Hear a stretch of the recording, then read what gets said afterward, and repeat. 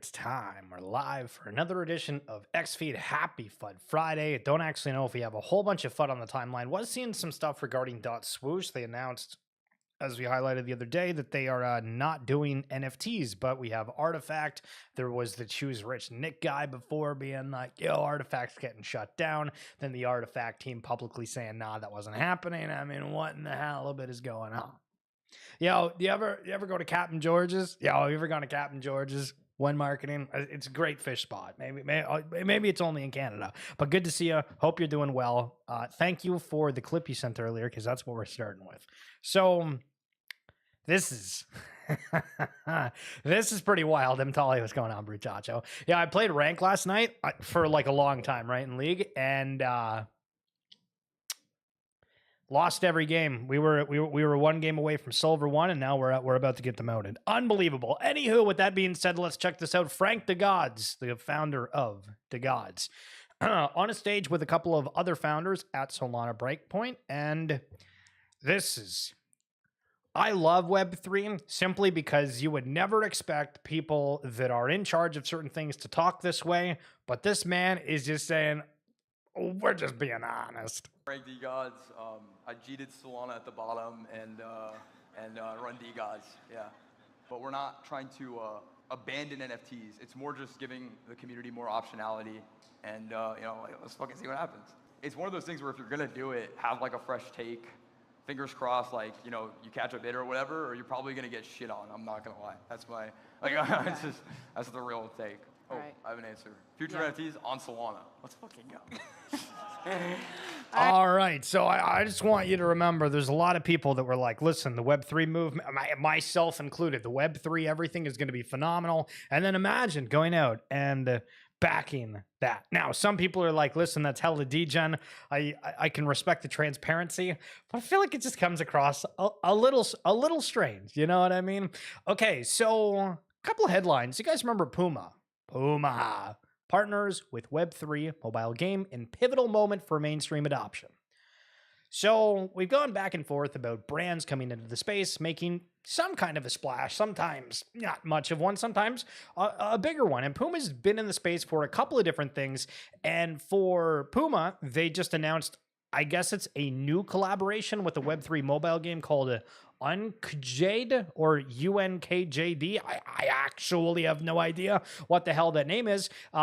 Soccer to leverage PUMA licensed content within the game. So I was like, okay, I have a weird feeling I've seen PUMA before. So, you go on the internet, you type in PUMA NFT. And so back in 2023, they launched the PUMA characters that you might remember. And I guess way back in the 1970s, Super PUMA was a comic book. And so they brought them out. And I remember seeing these on the timeline, but I never actually went through and saw what they were. And so they actually did 3,613 Ethereum in volume. These are some of the collections. If we go to, if you're purchasing them right now, oh my God. So came out at 0.25. First few days, couple thousand ETH every single day. And then it slowly got down to less than an ETH in volume. And 18 hours ago, somebody bought one for 21 bucks. So speculation regarding big brands. What are they going to do? The official listing for Super PUMA is a collection of 10,000 profile pictures representing variants from other timelines and universes that have made their way to the present after the events set in motion by evil PUMA. Super PUMA was originally a comic book originated in the 1970s. The character has been given a digital makeover that will see PUMA's story reinvigorated, highlighting historic moments in sport, but also putting into new storytelling territory made possible by Web3. I don't know if any of you guys got into this, but haven't seen too much regarding it.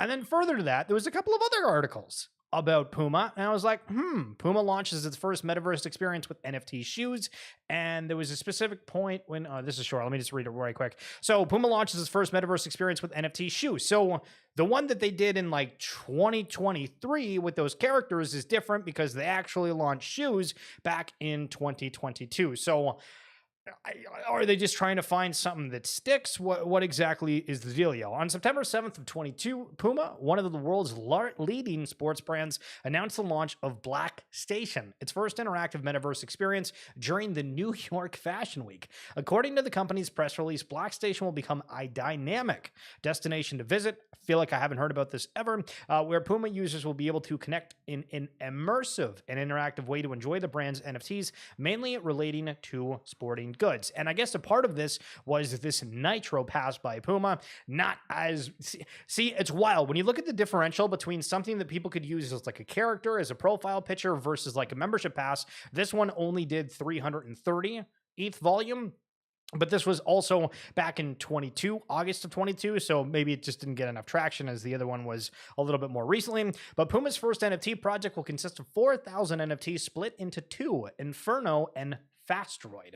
Both designs were developed with the metaverse in mind, designed first in 3D and tested in augmented reality before physical samples were ever created. Now, again, for this, I've seen Artifact and like the AR, the virtual reality type deal, but I haven't seen anything with Puma, so a little strange seeing that, to be totally honest with you. All right, Ronin Forge ushers in the great gaming migration. I guess they brought in a whole bunch of games. They've offered them 50,000 grants, which, in Web3, I mean, how long does that actually last for? I I don't actually know. But Cambria, which you might have played and getting a lot of attention lately, a risk-based MMORPG migrating from the Blast blockchain. Infomon, the first social fi game similar to Pokemon Go, based in the UK and moving from base. Interesting. Kuro Beast, an ecosystem of creature collecting games transferring from Arbitrum. Last Odyssey, a Hong Kong-based conquer to earn 5x strategy game.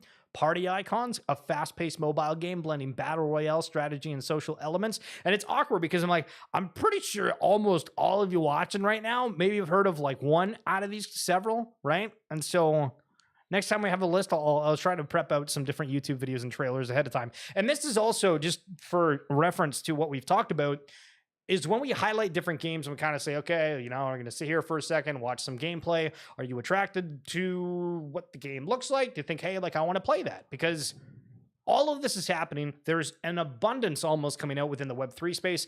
And now it comes down to what are people going to vibe with? If there is kind of that viral moment where maybe there's a game that breaks that, but otherwise you're kind of just looking and seeing, okay, there's all these options. Which one is going to bring me in?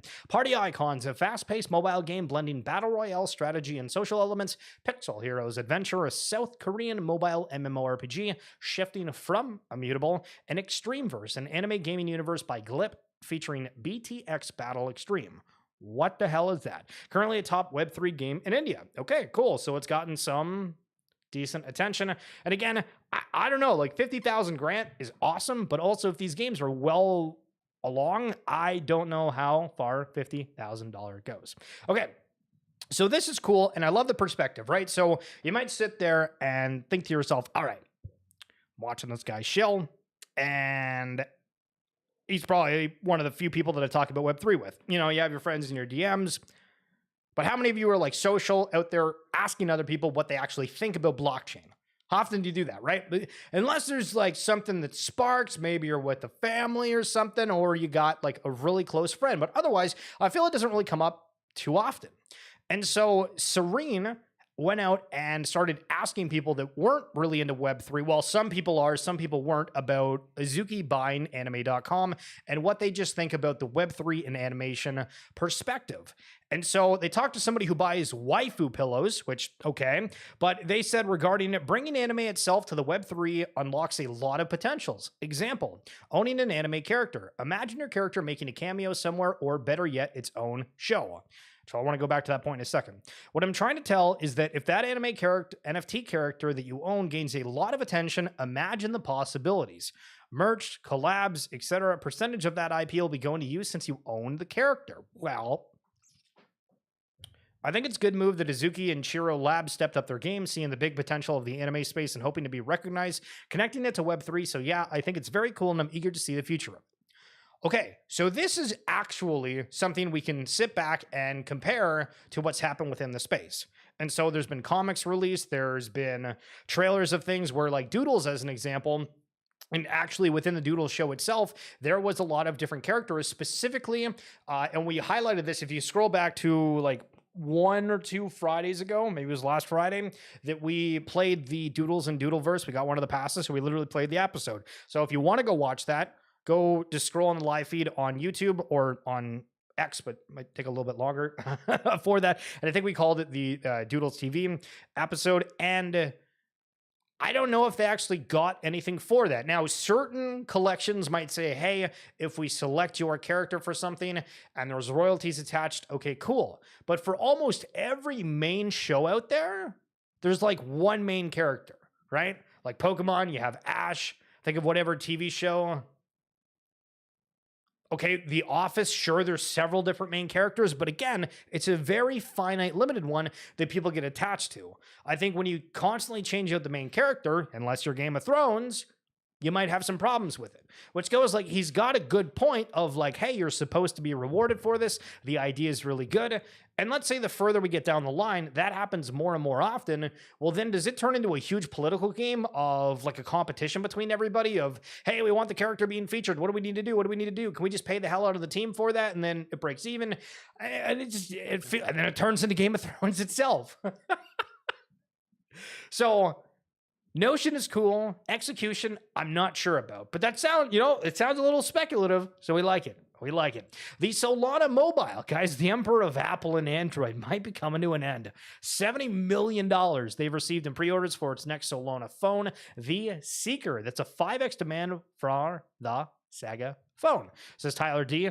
Also, great follow if anybody's looking for just general Web3 stuff every single day. But damn, is Solana and its phone actually going to break through in a significantly bigger way? Now, speaking of breaking through, this was on Jeopardy the other day.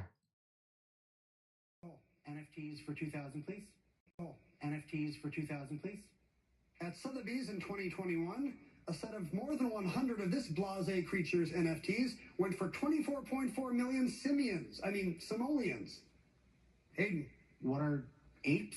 Can you be more specific? They're bored apes? They are bored apes, yes. Okay, so there seems to be these random notions where yesterday, if you were watching the stream, we highlighted in just my daily life watching esports, how many people were talking about crypto, NFTs, etc. And we now have integrated within Jeopardy questions. And I saw this from Moose, and I'm pretty sure this happened a while ago, to be honest. So this could have been a little bit more recently, but I'm pretty positive this was a while ago. But Cenat, who's one of the world's biggest streamers, if not biggest right now, was showing off one of his like Pudgy penguins that I guess he got in the mail for this. And again, I thought this happened a while ago. But when we talk about just people recognizing, well, there's Jeopardy, there's this and everything else. It's kind of crazy. Okay, so some news from Futureverse. During Permissionless, Futureverse will join forces with Illuvium and Polymos in the gaming lounge and electric space for immersive gaming, 3D tooling by the Readyverse, and opportunities only partnerships can create. So curious what exactly this is going to be. It seems that Futureverse is partnered with a lot of different people, and it's more kind of like, not announcements of announcements, but like, hey, we're partnered with them, but then it's, okay, we don't really get to see like the full fruits of that partnership. As an example, for Polymos, they are an asset management protocol company, whatever terminology you want to use. And so for the Third Kingdom, renting out different assets, that's a component of it. For Illuvium, we're like, okay, well, how in the halibut does this connect? Because, okay, for like the Futureverse and games on Root Network, we can get the asset management, totally get that. But for Illuvium, it's not immutable. It's a completely different game ecosystem. Are they integrating with different Futureverse tech stack pieces? What is going on? So very curious to see what brings that partnership and what they say. So obviously never financial advice, but you could have made so much money back in the day. I mean, listen, like a month ago, if you had a couple grand sitting around.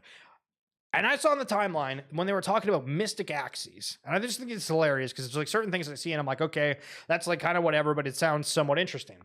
And we highlighted these mystic axes when they were back at like 3 to 4 ETH. This is like a month ago at most. And now they are way higher, way higher. And just seeing all these different sales, 9 ETH, 5 ETH, 7.9 ETH.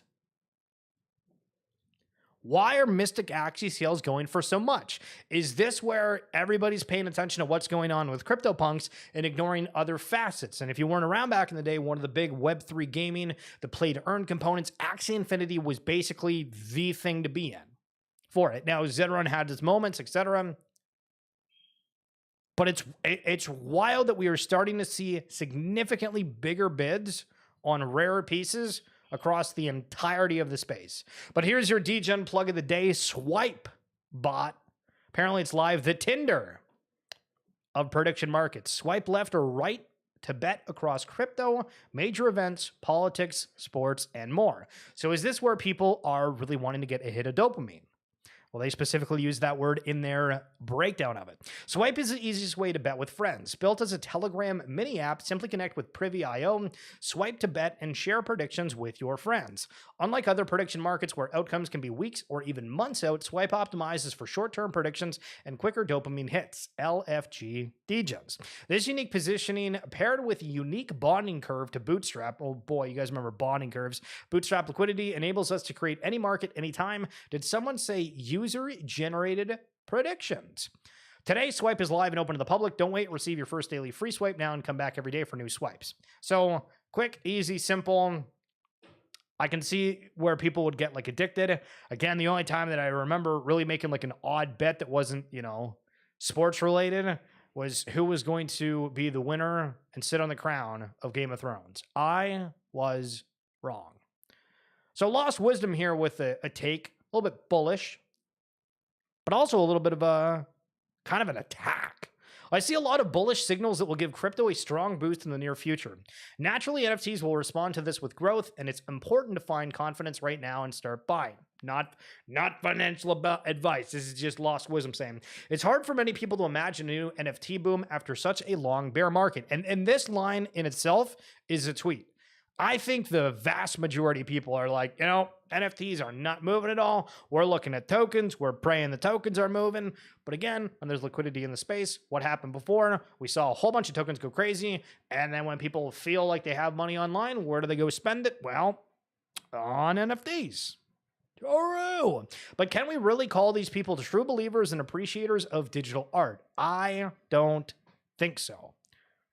Now, I don't know if this is an attack on you and I don't know what the hell this last line's all about, but I generally agree that we do have like a notion where people rely more on the narratives versus like what they actually like, I feel like. Because if you remember back in the day, everybody was saying, hey, this is alpha, or we looked and aspired to be certain individuals that had an audience. A couple years later, everybody's flipped to and being like, that person's a scammer. I hate that individual. They're dumb. And it just goes down this unbelievable list where the perspectives completely change over time. And the more educated you get on it, I think everybody's perspective from when they first got into the space to later completely changed. Yo, Brumazzi, Brucasti, what's going on, my man? When the hell are you getting on League? We're looking for Dolly. We're looking for Hunar. We're looking for Juice. And we're looking for Xander. And we got a squad. Good to see you. All right. So PunksOTC did an interview, and PunksOTC is one of the biggest CryptoPunk buyers that buys things over the counter, OTC. And so Jedi Wolf interviewed them, and this is what they had to say regarding CryptoPunks. If you had to describe CryptoPunks in 2 sentences to a normie, how would you describe them? 10,000 unique algorithmically created pieces of digital art that inspired smart contracts to change to facilitate mass creation of NFTs. While not technically the first NFT, they were the first NFT project to sustain attention since creation, and far and away the NFT project which has inspired the most other NFT projects. So again, somebody new comes into the space, they learn about CryptoPunks. What do they have thoughts on? Well, there's a lot of a narrative that's been built up around them, right? Where I think if you go on the street and ask somebody, what do you think about this? They're like, okay, it's like an avatar. And that's it. But the narrative is what sells it. Okay, so news from Daniel Alegre, the former Yuga CEO. Excited to be joining Televisa Univision as CEO. All right, so we're going for Yuga to Televisa Univision. I don't know if that's good or bad, but okay. Exceptional team equals incredible creativity and innovation. Proud to be part of this unique company, and so I didn't know what the hell this is. Looking at it, impressive offerings across broadcast, cable, digital platforms, radio, and live events with top-rated broadcast networks Univision and Unimas in the U.S. Again, I don't know. It's founded in 1962. I don't know. You know, I think I would have rather stuck with Yuga. But now I got a whole bunch of different Yuga pieces, and so listen, if you hate you guys, this is gonna be a tough one for the next few minutes. But this is kind of hilarious. So Dookey Dash Unclogged, which is just like kind of a mobile racing game where you get to, I don't know, like play a game for lack of a better term. They have different things that are floating in the sewer, and they have prizes, they have competitions. They're wanting to turn it into kind of like a big version of like an esport. And Coach Lalo said, told my son I'll give him some ETH to shill Dookey Dash at his school today. I've never been so excited for a mobile game. We're having a blast playing it today. And when people say, okay, like where's the mobile version, right? You might be somebody who's on the PC, have a computer, and does that more. I mean, every single person has a phone. You can go out and download this game right now, but it's, you know, it opens my eyes when I'm like, oh, listen, we got parents out there telling their kids, yo, go download this play, and then they're suddenly introduced to the brand. And then it goes more and more from there. And we're going to highlight kind of the growth of it because yesterday was actually pretty insane. So Dookey Dash, #1 racing game right now, needs a bit more serum to get to #1 overall. And it was number 35 at this time. And this was yesterday at 11:26 a.m. At 11:26 a.m. Teacher about to get an email. Yo, factual. So we'll keep getting back to that. But one of the most egregious things you'll ever see, and when we say the Apecoin DAO has I understand that we did a huge DAO pitch yesterday. I understand. Take the Apecoin DAO out of it, because holy smokes, is it ever rotten. This got to be the wildest fleecing of Apecoin DAO funds to date. We just bought someone with 32,000 followers, a $170,000 BMW to reach his network and beyond to get millions of impressions through X. Okay, so going through this, we're not going to read it all, but this was for. There was 13 million ape that was for, 8.7 mil that was against. Apecoin needs more marketing, period. I mean, I would feel that it needs more use cases, not marketing. It's not easy to stand out and get attention to people nowadays, so we need guerrilla marketing. Guerrilla marketing is a highly effective strategy due to its ability to deliver high impact at a low cost. By leveraging the psychological impact and virtual nature of unconventional tactics, it is the ability to generate significant buzz and engagement. Key opinion leader partnerships and brand ambassadors are a proven model in Web3, are they? And are widely adopted by top-tier projects in the space. To date, Apecoin does not have a single partnership of this kind. I don't know about that. I thought they literally just signed with like an entire content house, if I remember correctly. So that's kind of wild. This AIP offers a bold mix of the above-mentioned muscle, educational content and marketing by Kodama.eth, amplified by the Ape Mobile. An Apecoin branded BMW, custom license plate, Apecoin branding such as but not limited to the Apecoin logo on the tank, and powered by Apecoin writing. So, I mean, listen, so if I give you $100, right, and I say, do you want to keep the $100 or do you want me to like wrap my car with some brand that you're interested in? You'd probably just say, man, I appreciate it, but I'm just going to keep the $100, right? But now imagine that it's like several $100,000 for this, which is crazy. And then you find out the guy who got the bid is on the timeline on the same day saying, feels like a good time to become an ape again. Winky face. Should I do some shopping? So this guy didn't even own an ape. And people voted yes because they have 35,000 followers when there's people with like triple that out there, and there's people that would do that for way less. What? This place is absolutely insane. So that's tough. And Pacey highlighting that considering our DAO just bought you a car for 3 years. Unbelievable. The things that happen in this space are just ridiculous. Now, Palworld apparently got a lawsuit from Pokemon. They're trying to dismiss it. We'll see what happens. But the reason that I want to bring this up is because when we talk about patents and things, right? When we talked about the altered state machine patents and Futureverse having kind of like legal coverage on that and hoping people kind of fall into that bubble. Well, here's a fantastic reason for it, right? Palworld, massive game. People saying, hey, this is like Pokemon acting as such. But I mean, if you have legal rights to things, looking all right. Okay, another update from Dookey Dash as of yesterday, but they hit up to 17. So moment ago, they were at 30. That was 11 a.m. By 5:31, they flipped Candy Crush and were number 17 on the free game charts. Not bad, not bad. Also, we got episode 3 of Project Dragon coming up on the 27th at 9 p.m. Eastern, way, way later than the other ones. And we continue to check out Dookey Dash, and damn, now they're top 10. Previous update was at 10:36 p.m. Keeps going higher and higher and higher. Insane. Now, back in the day, I made this short video, and it's kind of hilarious, and you might remember this. You might not, but let me play it for you. You are a Futureverse thingy holder. Listen, we're firing the production crew. They got to set up the volume on this one. They got to move over there, and then we're going to restart the video. True. You are a Futureverse thingy holder. Here's the deal. Okay, so Pokemon at the Van Gogh Museum. If you've not seen it, basically Pokemon released this Van Gogh styled card. It's going for absolutely crazy amounts of money, and this Van Gogh theme is in style. Now, just as a reminder for you thingy owners, we do have the Van Gogh filter, so if we're wanting to create some thingy art, as we're seeing Van Gogh get kind of popular, you know, it might not be too bad. We are going to add the Van Gogh filter to this. Oh, there we go. Let's go. Oh, ho, ho. Sheesh. So, again, just an idea. Whenever something has virality, just do it. I mean, hold on. Let me go look it up. So that Pokemon Van Gogh, I think they were showing that card was going for like $100 at the time, right? And so if we were to recheck it right now, ungraded is still going for about the same price. So it's really not moved. I mean, it's held its value. Yes, listen, respectfully, it's held its value. Not bad, not bad. So there was actually a pretty big dump of Asto yesterday that I saw on the timeline, and then it was coming out that it's from Singapore's Bing X exchange. Kind of funny, right after the event that just happened in Singapore, and also the fact that Bing X is one of the jersey sponsors for Chelsea FC, one of the massive Premier League soccer teams. So that is a tough look, and I feel we haven't really had like a major exchange have a large hack within like the past month. So grim reminder of making sure that you are holding your own keys and your own crypto, not on exchanges, just in case something like this happens.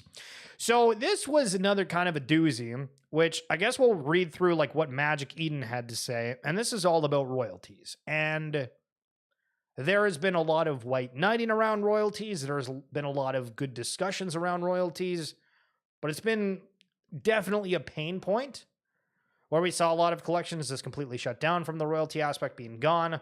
A lot of, you know, bang, bang, bang across the timeline of people fighting on either sides of it. Magic Eden opting for royalties before, but what's this announcement? We've heard your feedback, and today we're enabling optional royalties on our EVM chains unless creators use the code-based options we've adopted to enforce royalties. We have been in the market for a while now with proven EVM royalty enforcement solutions like 721C, and creators who wish to enforce royalties can leverage these standards to do so. However, we've heard feedback from many creators who have decided they don't want to turn on royalty enforcement, and we totally respect the decision, which is a service of their communities. For creators that want to enforce royalties, we've created a guide on how to enforce them at the contract level, yada yada. I don't really know if there's anything else to say for this. I know that a lot of new chains that are coming out are having like the royalty enforcement integrated in what they're doing, but Yuga was a huge proponent of having royalties. And remember, there was how many collections not long ago that were on ETH and everywhere else that was saying, hey, we're moving all of our collections to Magic Eden exclusively because they enforce royalties. Garga now saying, as much as I believe creator royalties is what lit the space up, we heard your feedback along with Magic Eden and believe this is the right move. This change is in tune with what collectors want in a marketplace. We don't want to waste time, energy, and focus swimming against the current. In line with this change, all Yuga NFT collections, including Codas and other deeds expanded, will be able to trade in all marketplaces. So before, if you went to Blur, you were basically not able to do a lot of things, and the bids pretty much dried up because a lot of these other ecosystems, even though Magic Eden did offer the diamond rewards or kind of like the incentive structure, Blur really had a huge piece of that market. And so when collections started taking their stuff off of Blur on top of the farming season kind of ending, I mean, there's very justifiable reasons for NFTs falling. other than the people who are just like, hey, we want to see stuff. You know what I mean? But another update, Dookey Dash now up to top 5, number 4. That update was at like 10:30 previously, and now this is today at about 8 a.m. So it continues to climb up, and we'll see. Maybe Dookey Dash could get number 1, which is kind of crazy. The Block Blast, Roblox, Township, and then Dookey Dash. So I mean, I don't know. How hard it is to crack the number 1. I mean, Roblox would be hell, but I didn't even know Block Blast was a number 1 game in the mobile space. So there's been like conversations around how like the Forbes 30 under 30 and a lot of the things Forbes release are just, you know, I don't know, kind of suspicious, or if anything, actually like a negative versus a positive. And so it's kind of funny where Forbes posted this article, which is massive, by the way. Ignore what I just said for half a second and listen to this headline. BlackRock reveals it's quietly preparing for a $35 trillion Federal Reserve dollar crisis, with Bitcoin predicted to spark a sudden price boom. Okay. I mean, that's a lot, but it's hilarious because like 21 hours ago, they posted 2 different articles, one of them saying Bitcoin has no intrinsic value as UK moves